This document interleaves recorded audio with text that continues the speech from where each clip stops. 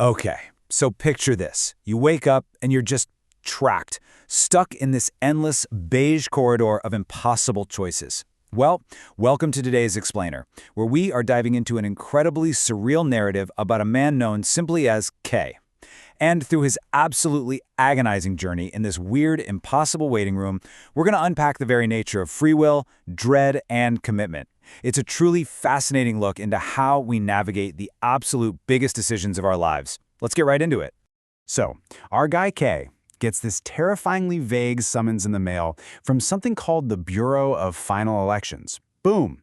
He's suddenly thrust into this metaphysical waiting room. You know the kind where the fluorescent lights just sort of hum with pure anxiety? But here's the real kicker. His summons has this chilling warning attached. Failure to appear will be interpreted as a choice in itself. Talk about pressure, right? He is completely trapped in a situation where he's forced to exercise his own agency, whether he actually wants to or not. And that brings us to a pretty terrifying question. What if the absolute hardest choice of all is simply choosing to choose? I mean, we usually think the hard part is just picking the right option out of a lineup. But as K's ordeal shows us, the true terror? It's the act of choosing itself. It's stepping out of that cozy safety net of potential and into the harsh reality of a committed path. And man, we will do literally anything to avoid it. So naturally, K falls right into what we can call existential paralysis. For 41 days, he just sits in this corridor. He's frantically filling notebooks with charts, theories, and complex math, all just to delay the inevitable. He genuinely convinces himself, hey, I'm just preparing. But in reality, all this endless analysis is really just a highly sophisticated disguise for his total inability to actually make a move. That brings us to Section 1, the taxonomy of doors. It's crazy how perfectly K tries to map out his options here. He's literally converting pure, abstract dread into this neat, bureaucratic taxonomy. Just look at this breakdown. Door 1, it represents the absurd leap of faith, and it radiates vertigo and silence. Then you've got Door 2, which offers the cool, absolute relief of nihilism and cessation. Basically, just giving up entirely. And finally, Door 3, it smells like bergamot tea, it's warm, but it's really the surrender of your freedom to an authority figure who's just going to tell you what to do. K is desperately hoping that if he just categorizes them well enough, the right choice is going to mathematically reveal itself. Now, before he even lets himself think about that terrifying first door, K tries weighing the two quote-unquote rational choices against each other. So he's calculating the sweet, risk-free nothingness of Door 2 against that comfortable, but totally stifling surrender of freedom you get with Door 3. It is such a perfect illustration of how we constantly try to calculate our way out of deep spiritual dilemmas. He figures, hey, if I can just balance out the utility and the cost of error, the decision is just going to make itself for me, right? Moving right along to Section 2, the trap of analysis. You guys, K goes to some desperate, honestly almost comical lengths to put off making this choice. He tries applying Pascal's wager to calculate infinite rewards. He's drafting these super polite, Kafkaesque letters to a totally non-existent bureaucracy, literally begging them for an extension. He stares at the wall hoping a secret fourth door will just magically pop up. He even invents a made-up mathematical concept called adjusted infinity just because his equations keep breaking down. It's wild. He is literally turning pure existential dread into administrative paperwork. He's really hoping a well-organized spreadsheet is going to save him from taking an actual leap of faith. But then, in a dream, the philosopher Kafka confronts K with this absolutely devastating realization. The trial is the verdict. The waiting is the choice.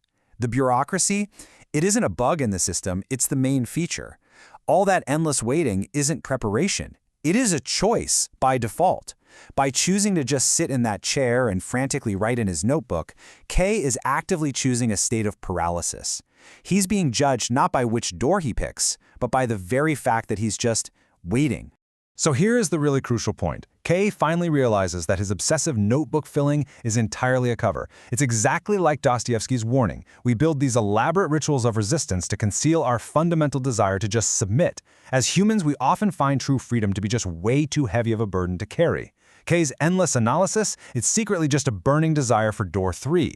He desperately wants the choice made for him. He wants someone to just step out, take his notebook, and give him the answers. Which brings us to Section 3, the first leap. When K finally moves toward Door 1, we see the actual mechanics of a true leap of faith unfold. First, he has to exhaust all his reason and analytical frameworks. Then, he has to completely drop the illusion of control. He literally leaves his precious notebook behind. He's choosing door 1 not because his math finally gave him the evidence he needed, but precisely because he lacks it. He just steps right into the dark, fully accepting the pure terror of the unknown, because it is the only way to retain his authentic self. Now, you might think stepping through door 1 gives Kay some neat set of answers, or maybe a congratulatory certificate. No way. Instead, the void hits him with this staggering foundational question. Will you love me without reason? It completely strips away all his logic and that precious taxonomy he worked so hard on. It's asking for a commitment that absolutely cannot be justified by a simple cost-benefit analysis. It demands a love and a faith that exists entirely without reason. And that leads us to our final section, Section 4, the practice of faith. So what actually happens after you leap? Kay kind of assumes that making this incredibly hard choice means the whole ordeal is just over, like he's graduated from the corridor or something. But man, is he faced with a harsh reality. The Bureau just sends him right back out to the real world, right back to his totally ordinary apartment and his completely ordinary editing job. The surreal beige environment totally vanishes, but Kay realizes something profound here. The corridor isn't a specific place, it's a condition. Those 3 doors, they follow him absolutely everywhere. He realizes that ordinary, everyday life is filled with the exact same existential weight he felt when he was staring down those literal doors in the waiting room. The requirement to choose, it literally never stops. And this maps so perfectly onto our own everyday lives. Every single mundane action requires Kay, and all of us really, to actively navigate those exact same 3 doors. Think about it. He can drink his morning coffee as an act of pure gratitude and faith. That's door 1. He can totally refuse the moment, just sinking into cosmic absurdity and nihilism. Door 2. Or he can just mindlessly follow social routine purely out of safety. Door 3. Even something like calling an estranged parent becomes this terrifying leap of faith, you know? It's a choice to risk actual connection without any absolute guarantee of success. Kierkegaard ultimately writes this beautifully profound realization in his notebook. Not a man who knows, but a man who leaps. He finally gets it. He understands that faith and commitment aren't about achieving some magical state of permanent certainty. You are never going to get to a point where you just 100% know. Instead, it's about the daily liturgy of choosing. It's about waking up every single day and making that leap, despite the terror, over and over and over again.